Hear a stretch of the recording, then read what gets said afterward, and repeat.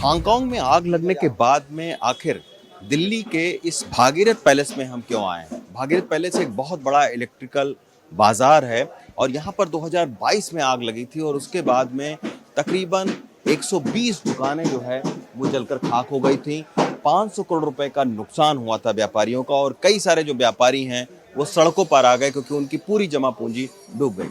और उस दिन क्या कारण हुआ था कि 2 घंटे फायर ब्रिगेड लेट यहाँ पर पहुंची और देखते ही देखते सैकड़ों दुकानें जलकर खाक हो गई। वो हम पूछते हैं क्योंकि उस दिन जो हुआ था वो यहाँ के व्यापारियों से बेहतर कुछ नहीं कोई समझा पाएगा। खुराना साहब है हमारे साथ में। सर, उस दिन जो है वो क्यों लेट हो गई थी? फायर ब्रिगेड की गाड़ियां क्यों नहीं पहुंच पाई जब उनको? सर वो जिस टाइम हमारे फायर लगी है तकरीबन 8:50 पे फायरिंग हुई है। हम लोग बाजार के एसोसिएशन के बहुत सारे मेंबर, क्योंकि बाजार में किसी की शादी थे, बैंक्वेट हॉल में थे, पता लगा आग लगी है, इमीडिएट 15 मिनट में यहाँ पहुंचे तो यहाँ का मंजर देखा कि बहुत छोटी सी आग जल रही थी और हम लोग सीधा मैगडी पे पहुंचे, वेट कर रहे थे फायर ब्रिगेड की। लेकिन जो रीडेवलपमेंट का इनका चांदनी चौक रीडेवलपमेंट उस टाइम हुआ था, उन्होंने एक सीमेंट वाले जो अपना पत्थर वाले लाल पत्थर वाले जो पिलर लगाए थे वो उन्होंने मार्केट के आगे लगाए हुए थे। जब रीडेवलपमेंट हो इतना तो उनको भी चाहिए कि अगर कल को फायर होती है तो फायर ब्रिगेड अंदर कैसे जाएगी, उस टाइम किसी ने नहीं सोचा। और जब फायर लगी है तो हम रात को हमारे की फायर ब्रिगेड अंदर कैसे जाए।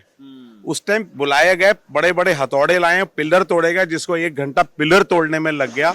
10 बजे तक 1 घंटे में फायर का क्या रूप हो गया आप समझिए।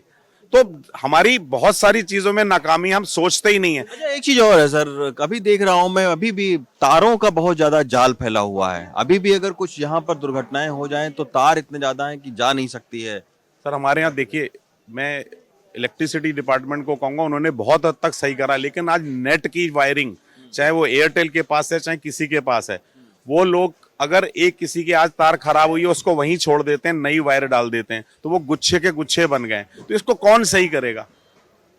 कोई तो इसकी जिम्मेदारी ले ना, चाहे एमसीडी ले चाहे कोई ले, उन पे फाइन करे ना। दुकानदार तो फाइन नहीं करेगा, दुकानदार तो नहीं लड़ सकता किसी भी कंपनी वाले से। तो ये तो गवर्नमेंट को सोचना है। अब आप सोचिए, उस आग से रमेश दुआ जी जैसे जो कारोबारी थे वो पूरी तरीके से ठप हो गए। 3 साल हुए उस वाकये को, लाखों रुपए का इनका नुकसान हुआ, दुकान जलकर खाक हो गई, किराए के दुकान पर आ गए। दुआ साहब, पूरी जमा पूंजी डूब गई। बिल्कुल बिल्कुल जी। और सबसे बड़ी ये देखने की है, ये भागीरथ पैलेस है जो कि एशिया की सबसे बिगेस्ट मार्केट है और करोड़ों रुपए का यहाँ से टैक्स जाता है ना।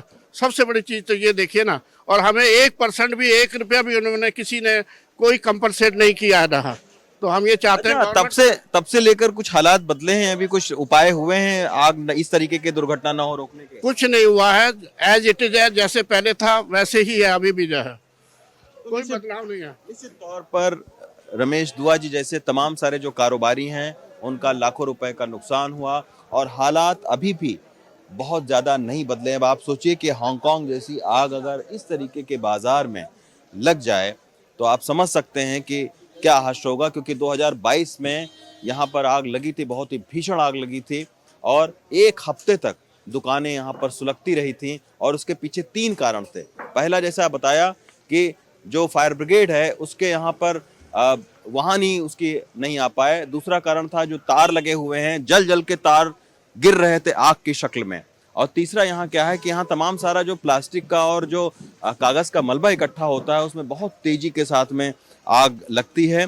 तो इस तरीके की जागरूकता अभी भी चाहिए कि जो इस तरीके से आग पकड़ने वाले सामान जो है दुकानों के बाहर लगे रहते हैं उनको भी तुरंत हटाना चाहिए ताकि ऐसी दुर्घटनाएं दोबारा ना हो। दिल्ली के भागीरथ पैलेस से मनोज ठाकुर के साथ रवीश रंजन शुक्ला, NTV इंडिया।